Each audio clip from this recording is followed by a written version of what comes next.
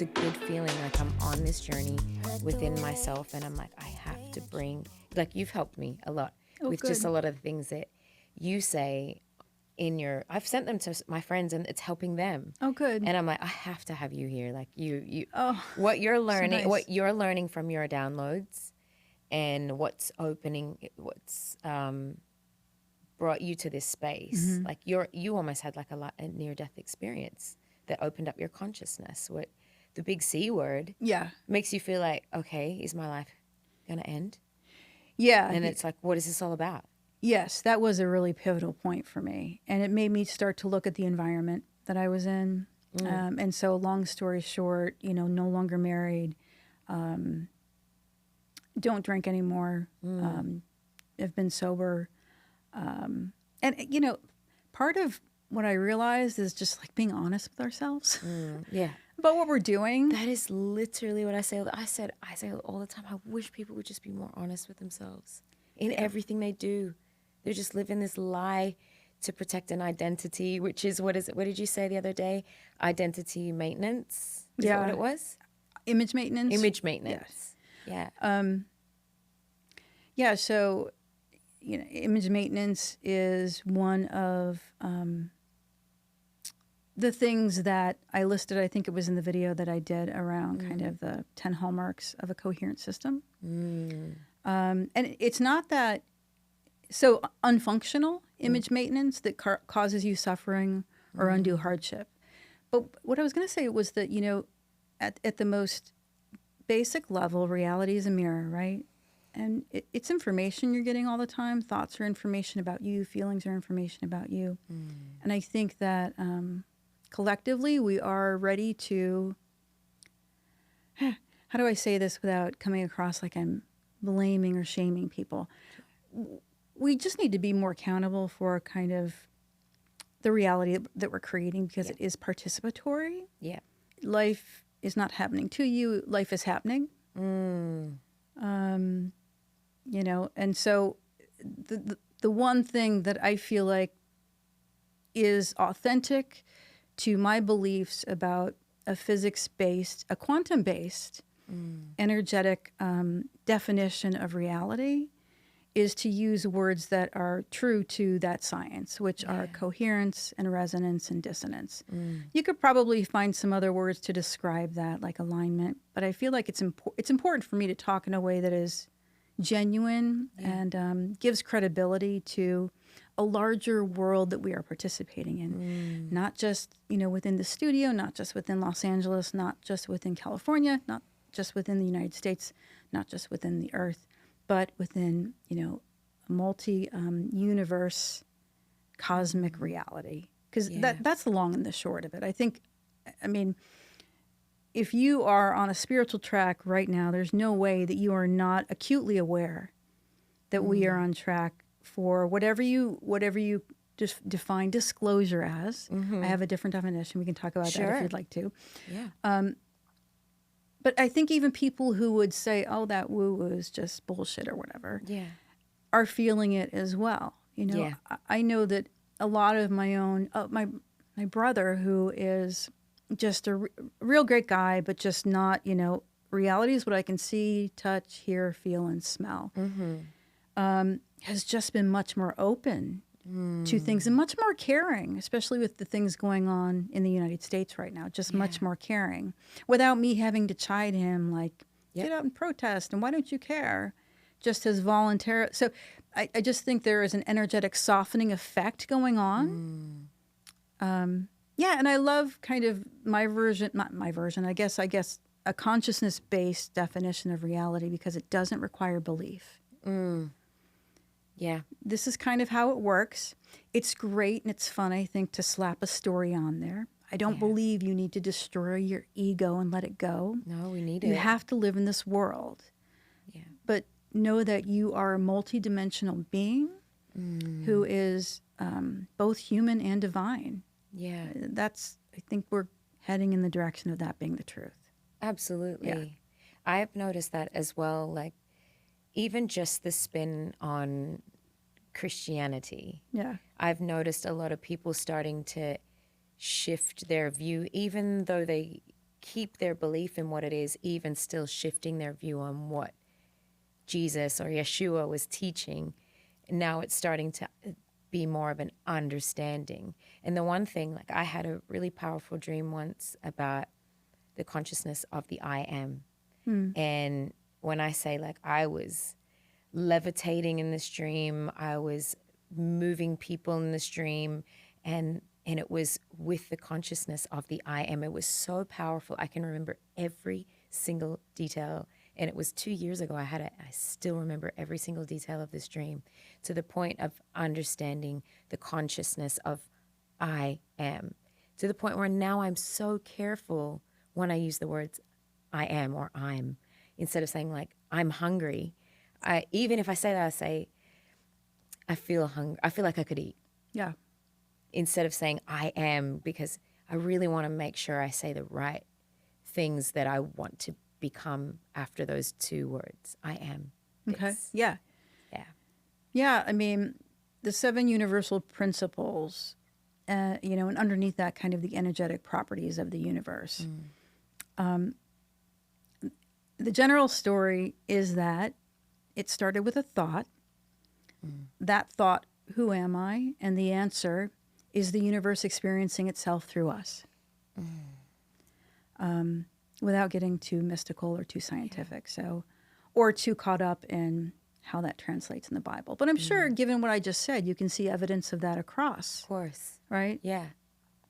I mean, if you were to take a pile of salt or sand and put it on a speaker and turn music on, it's going to create geometric shapes, cymatics, right? And that's how I feel even when I'm creating music. I feel like that is what's important. Right. Even when I'm in the studio and I'm singing and I'm like, no, I need to shift the way I sing this. I need to do it in this frequency. I need to do it in this tone. And I'm very cognizant of my tone and how I put my energy behind what it is that I'm singing, because I'm bottling that up for the rest of the world to hear. So I want them to feel what I'm feeling. Yeah. I don't care how many times I do it. It has to feel right. So that all that to say, like, the frequency is changing within people in every little layer of what we do, whether it's choosing the right things to eat, drinking more water, taking a deep breath, exercising more, removing people from our life. This consciousness wave is coming through from even in every religion or every belief system. It is changing. What I want to ask you is, could you teach us about coherence, resonance, dissonance? That was such an interesting video that you posted up recently. Yeah. So resonance, the most simplistic definition, is frequency matching or similarity. So if you imagine vibrations in a wave, it's just that two vibrations, when they go up at the same time, they go down at the same time. That's matching. That's resonance. Dissonance is the opposite. It's kind of the not matching of those frequencies or vibrations. Coherence is when your mind and your heart are in phase, and they're reflected in your actions. And we could talk a lot about that. I'm just trying to give you very simple definitions. Yeah. And then dissonance. Dissonance is when it's really just the opposite. When you are out of phase with a specific frequency. I think I don't know if it's a mistake, but one of the assumptions people make is that they need to be in resonance with whole things. So I feel like I'm in resonance with you right now. But we mistake that for this is my person, or this entire being is matching me. When you might be just, like right now, we're resonating on a specific topic, right? Sure. I think one of the problems we have is that we want to take whole concepts, whole people, whole ideologies, and say, like, glop it onto ourselves. Like, that is me. When it's perfectly okay to have resonance with people and with specific frequencies that they offer, as opposed to the entire ideology or the entire person. Yeah. Yeah. And dissonance is okay because it teaches us. What would you say it would teach us? At a high level, dissonance is internal friction. It's feedback, right? So it teaches you. It's a mirror. Yeah, it teaches you what is not aligned for you. You know, the problem is that there's so much noise in our culture with here's what you should want, here's what that should look like, here's what happiness is. Right. And I think that I'd love to see myself and others pick the work up of helping people understand, I guess, what could be described as their core frequencies. Right? So we've got a lot of ancillary disciplines that do that. If you take a look at planetary alignment when you were born, you can tell a lot about the energies that were present when you were born and your tendencies or preferences and where they might sway. People oftentimes mistake astrology for prediction. Right. When it's really just about the predominant energies that were present when you were born. But, I love astrology because it's kind of the planetary signature of the moment you were born. What could be more special than that? So sacred. Right. And why wouldn't we want to kind of take a look at that, especially if you understand that we are connected, again, not just to each other, not just to this earth, but cosmically. Yeah, I guess it's even the thought of the concept of the world and the planets and the stars being born, it's no different. Our existence being created. Yeah, we're literally made of what the stars are made of. I think that because we are coming off of decades of a very materialistic, very deterministic, the only thing you should believe in is what you can see. And a lot of the principles I'm talking about, you can't see, they're invisible. And the truth is that we can only see, 5 to 6% of the light spectrum. Yeah, wow. This, come on, there is stuff around us right now. Yeah. There really is. That we just have no concept of. And right. And to think that we shouldn't have an interest in those things because they're not in the immediate material world, I think is, for me, it's nonsense. I think we are learning that, our cultural kind of hang-ups around death, the grief, the anxiety, the kind of belief systems that we have around that.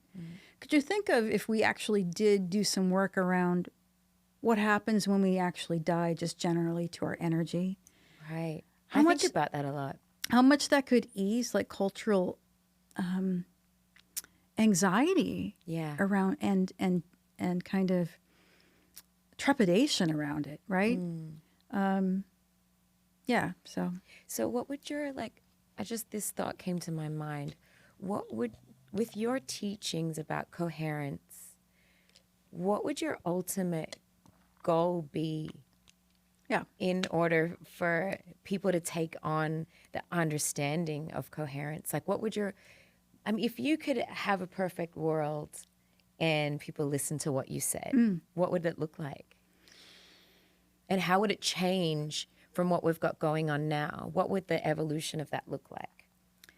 So I think that I would want people to understand that coherence matters because so we already know that our brain produces electrical fields, our heart produces electromagnetic fields, and our bodies produce biofields or auras. So I think that that's well established, right? There are things that we can't see that are important for our health, all right? So and we know that these fields, having them be coherent, meaning in phase with each other, leads to a decrease in stress, probably an increase in longevity, an increase in HRV, heart rate variability, lower inflammation, and all the other kind of great medical reasons why we should care about this. So I think I would want people to be interested in it just generally because there is already medical and scientific evidence that the idea of coherence and how we we explain it in terms of our hearts and our brains and our biofields, it matters. Yeah.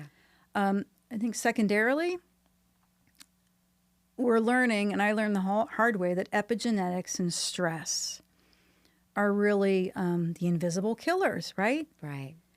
So even if you're just interested in leading a longer life, we really need to start looking more at how our environment is interacting with our body to create a physical environment that we are responding to in ways that science hasn't figured out. Nobody knows what the cause is for non-Hodgkin's lymphoma. Right. It's a disease that's predominant among highly stressed older men, right? Interesting. Yeah. So, So I guess that would lean towards more being in your masculine energy too hard, or if you were to look at it even like metaphysically. So I think you're nibbling around some important things. So number one, I do have more masculine energy, or what would be construed as more typical masculine energy. I think that we kind of, and I don't like to get in conversations about what's masculine and what's feminine, because the universe would say that masculine is an arrow, it's piercing, it provides direction, it provides concreteness, it provides small containers, and the feminine is the void that is full of potential. Both need to be present in a healthy human being. I agree. Okay? Yep. You need the interplay to create. If we take the most simple example, your breath is a perfect combination of masculine and feminine. We inhale the sharpness, we pause, the feminine. We exhale the masculine, we pause, the feminine. So, and I'm not trying to oversimplify things. Love that. But that's how the most simplistic, basic human biology can be used to describe the universe. Yeah. As above, so below, as within, so without. It's interesting you bring this up though, because I mean that we talk about this, because I mean I really do lean into my masculine a lot, but I've been more present with understanding what my feminine looks like. But that's because I am a go-getter. Yeah. And I am in business a lot, and I'm out there doing things, and I notice when I'm getting into my masculine. Yeah.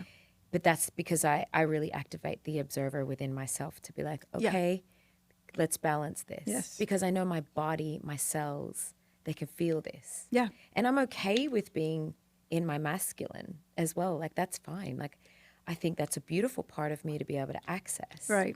I think we should all be able to learn how to access both. But I loved what you said about, we look at the feminine as a potential, like a whole pool of potential. Yeah. It's kind of unexplored. I think we're getting there now, as people are actually starting to be interested in it. They're starting to be interested in it. So a couple caveats about masculine and feminine. So I don't think there's any argument that we have a tendency to provide more value to masculine attributes, and we have a tendency to attribute people who identify and who are raised as male as having more value because they contribute in a lot of ways that are what we consider natural, right?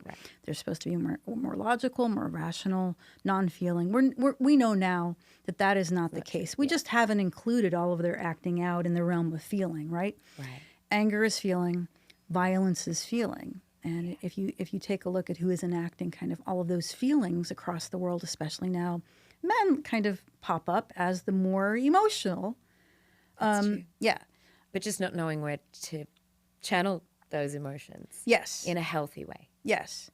I think, though, it's particularly difficult for women who are naturally more likely to prefer more masculine, traditionally masculine ways of expressing themselves because, you know, they are asked to, as men are, asked to be in this box of, you know, traditional conceptions of femininity, which are listening, absorb, regulate people, self-sacrifice, be other-centered.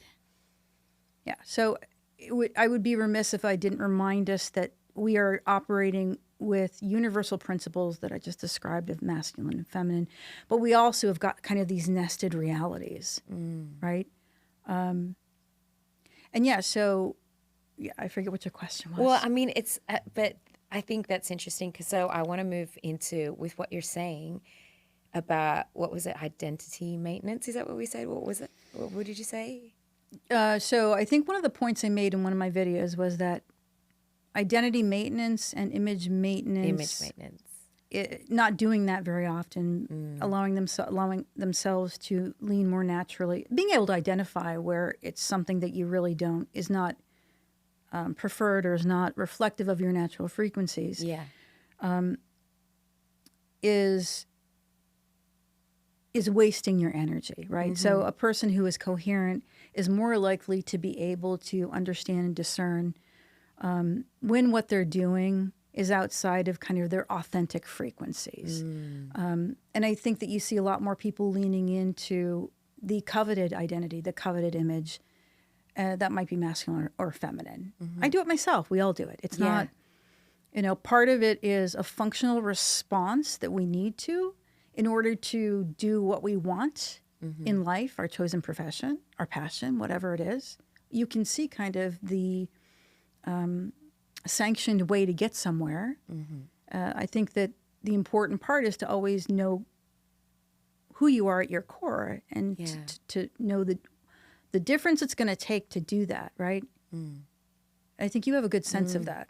Oh, thanks. Yeah. Thanks. Well, I want to know with the image maintenance, give an example of how women would do that within our conditioning, and then how to break out of that loop of, telling this narrative of who we are as women and how hard it's been as women. And then, but, in essence, I think a lot of people have forgotten that we really need a solution to the narrative, like to change the narrative. Yeah. But instead, it's easier to live in the narrative, which is the image and identity maintenance, right? So there's no, I guess, would you say we need a solution? We need to be more solution-based? Like, could you give an example as to how women would do that?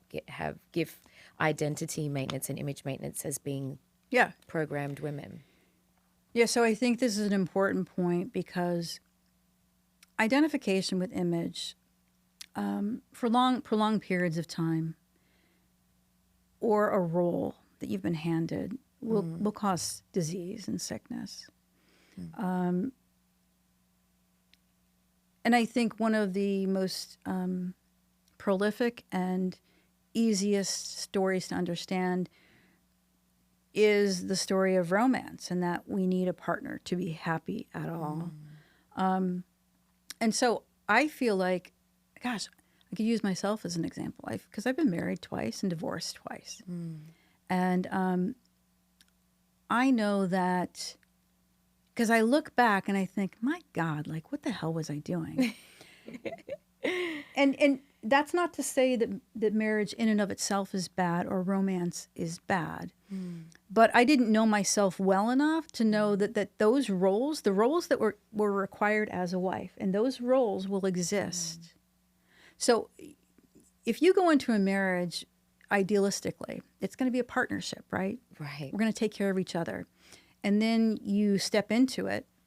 The role of wife comes with it a lot of expectations, and a lot of those expectations are grounded in things that are misogynistic, right?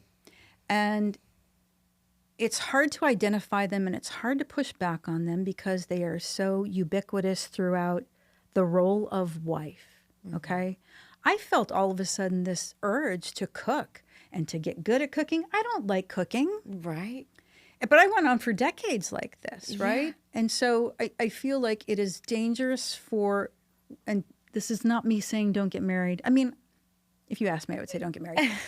But I've been married before too, so don't worry. I get it. Yeah. I don't think that men and women more, let's focus on women. Yeah. I don't think that women realize that regardless of what you and your future betrothed are going to talk about this is how our life is going to look, this is how we're going to do it different, you will be held accountable for the expectations that marriage has, regardless of what you discuss the years before that. And you will feel that pressure because marriage, romance, marriage especially, being a wife, it's got its energy all its own.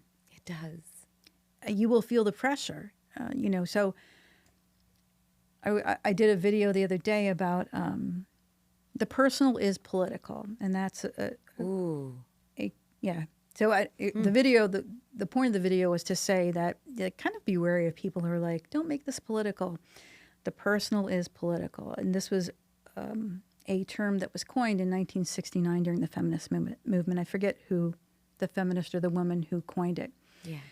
It came out of consciousness raising meetings that wives were having together in their neighborhoods, just getting together with coffee. And they were talking about their experiences. And they realized, my God, like we're having the same experiences. Like I'm expected to do everything. And when I ask, like it turns into like, it's not that much work. I'm being gaslit, blah, blah, blah. What they realized was that these personal problems, or what they were approaching as personal problems, were actually systemic. Mm-hmm. And ooh, that's deep. They came along with the role, right? But there are things, and I talk about this, and it's so interesting because I think that they are energetic. It's energetic scaffolding that comes along with the role and with the institution. Yeah. We are not prepared for that. And for me, it was a lot of like stuff I didn't want to do. Right? All right. So, and I'll tell you this. I think it's incredibly important for people to understand how their consciousness moves through them. So that can come from things like astrology. It can come from healing, from trauma, inner child work, a lot of the more traditional kinds of traumatic therapies. But it can also come from just loosely identifying whether or not you are a thinker or a feeler. Yeah. We can all do both. Mm-hmm. I have a preference for thinking. Doesn't mean that I can't feel, but I am not going to be the person who is taking care of everybody's emotions in the meeting. And it's not the first thing that I think of. It's never going to be the first thing that I think of. Wow. It's just how I'm I say wow configured. Because I'm the one that I'm managing everybody in the room. I'm always that person. So I'm like, wow, how do you do that? That's who you are. It's just how you're configured, right? Yeah. And I feel like my whole life, and I can talk about this because I've had the experience of, I've been pushed into being in that role. And it's not only uncomfortable for me, like I don't know how to do it. My daughter is 21. She is an intuitive feeler. I am an intuitive thinker, but much more, my first, problem solving with her as a child was, I don't understand. She would be upset and I would, console her and everything. But I immediately would want her to get out of feeling mode. And it wasn't because I'm, just an awful mother or anything. Yeah. It was because that was my natural inclination. Like that was how my consciousness was parenting her. Mm-hmm. And I think that we need to provide a language and some space for people to understand kind of what they naturally gravitate towards. Sure. Now, there is a shadow side to being a thinker and to being an ENTJ, which is what I am. The nickname for ENTJs is the commander. They're not likely to be women because you can imagine they're extroverts, thinkers, intuitives, who are also judgers. But I think it's important for people to understand whether or not they move with feeling, mostly, whether they move with thinking. And this is all about how we become aware of information, how we process that information, and how we draw conclusions about the world.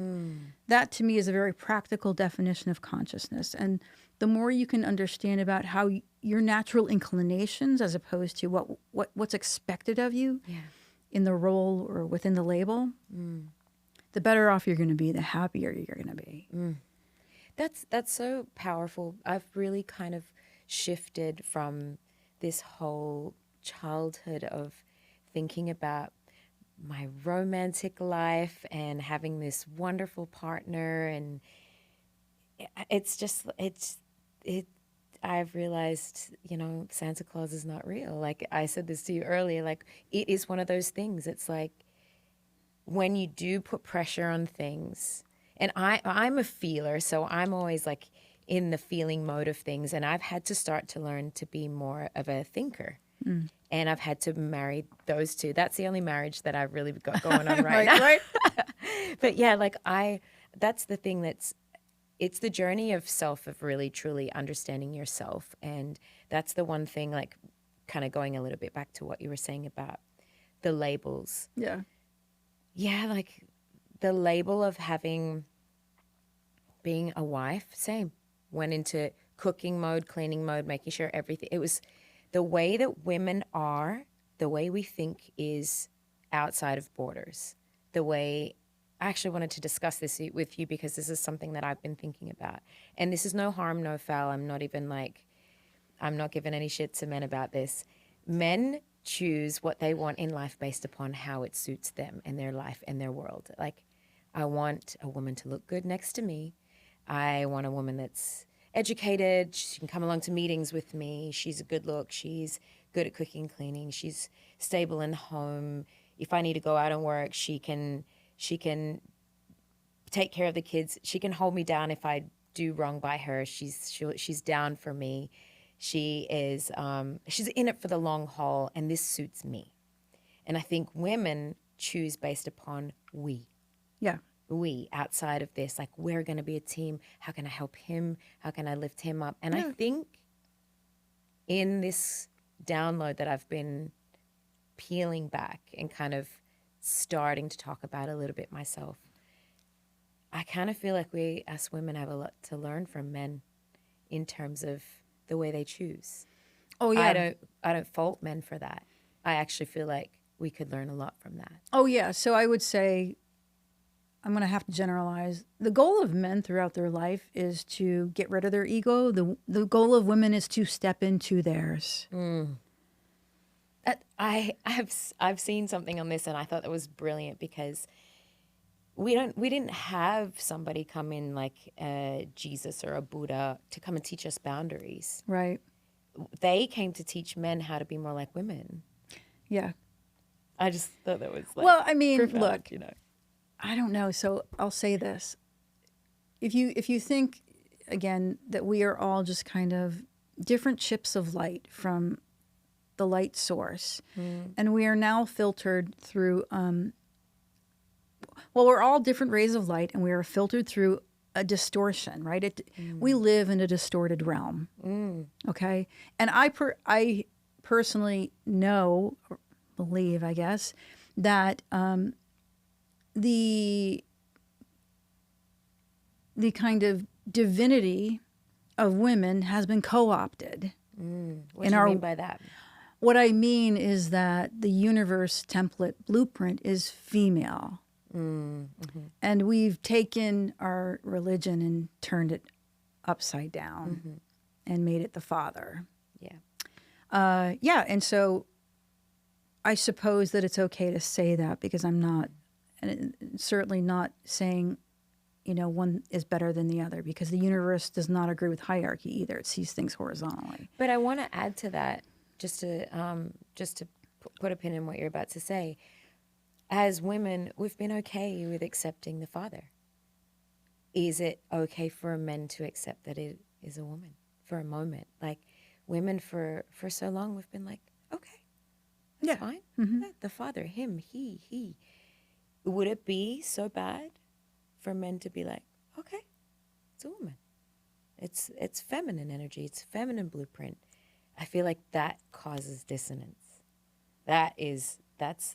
There's a grinding of gears with that. It's almost like taboo to even talk about.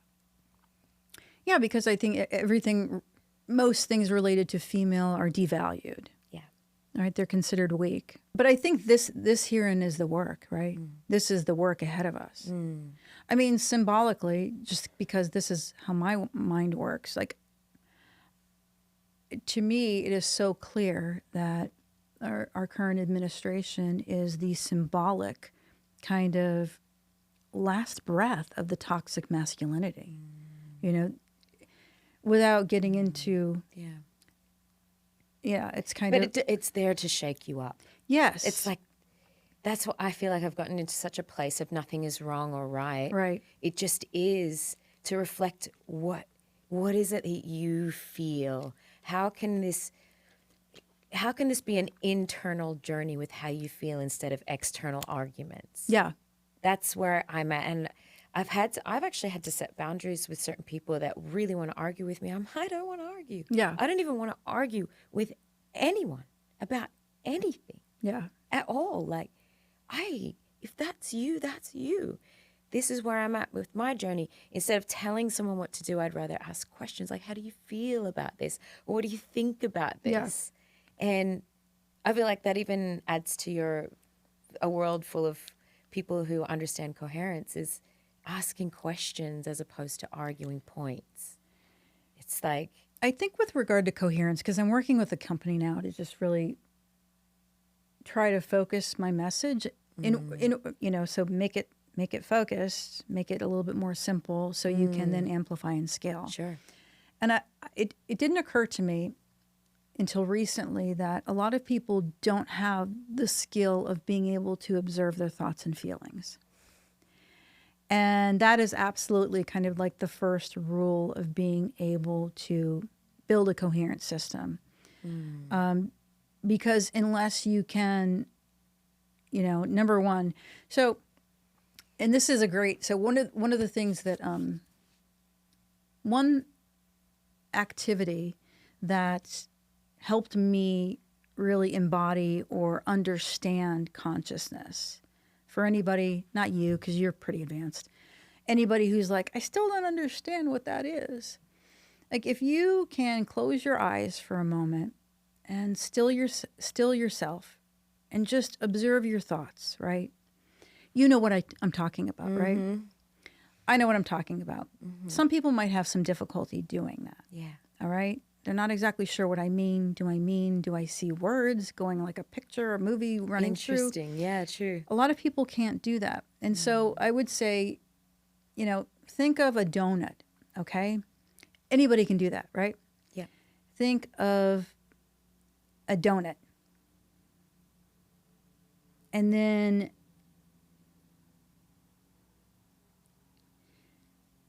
think about yourself thinking about the donut, right? It's like watch yourself construct all the things that you associate with a donut. Like describe it for me. In my mind, a donut is round. It's got a hole in the middle. It's got chocolate frosting on top and some really beautiful sprinkles, right?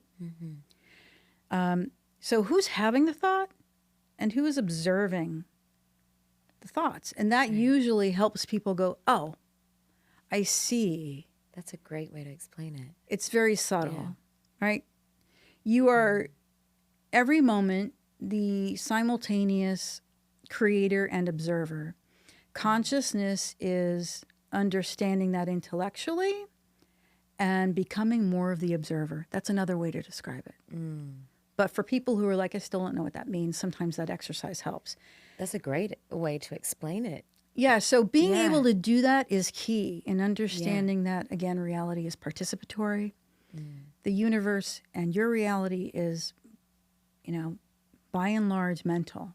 And that really makes some people bristle, like, what do you mean? This is all real. And it takes people a while to get to the understanding of how the stories that we are creating are causing us more trouble than the actual things that are happening. Right. So. And that's interesting because I do talk about, I've said this before about having like a God's eye view of a bird's eye view. And it's really like when you observe yourself observing and this is a friend of mine, Georgia, also she spoke to me about this and taught me about this as well. It's like, and I think that's something that people like us naturally do, but don't realize that people don't naturally do that until later. And we're like, oh, you don't do that? Like, oh, yeah, okay. So it's from that point of view that you can recognize patterns. Yes. As opposed to just like, well, she said this and he said that, and that probably shouldn't have happened. And it's really kind of zoning in on the particulars of a situation. But if you zoom out again, it's like, wait, how many times has the situation happened?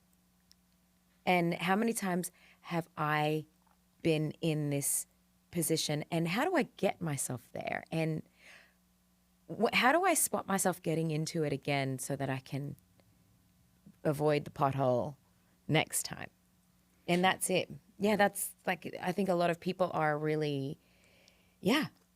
Yeah, if you can't do that, the rest of it kind of falls apart, right? Yeah. Because then you can't pick up on the patterns. Yeah. And you can't do self-referential correction, which is another really important part of being a coherent human being, is that you're able to self-correct without blame, without shame, and without guilt. Right. Kristen, tell me, what is this? Because I know that you have an incredible product. I was like hoping that you would bring it today. So my whole life, I have struggled with anxiety and regulating myself. Since I was like 19, I think I had my first panic attack. And this is without no phones and everything. And I remember pulling over, long history of it. I've been on medication, Xanax. It's great. But the problem with Xanax is that it's habit forming and it's pharmaceutical. And over the last 5 years, in addition to kind of all the studying that I've been doing, I started looking at the work of a physicist, an Iranian physicist, who's a very peaceful man. His name's M.T. Kesh. And he came to the same conclusion that I did, that matter is not fundamental consciousnesses. And consciousness expresses itself through fields, plasma fields.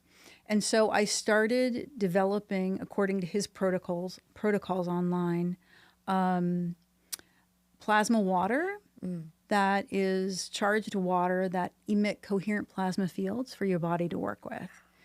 And so, you know, I can kind of chronicle how I make it. I can chronicle kind of the process I went through to figure out how to do it.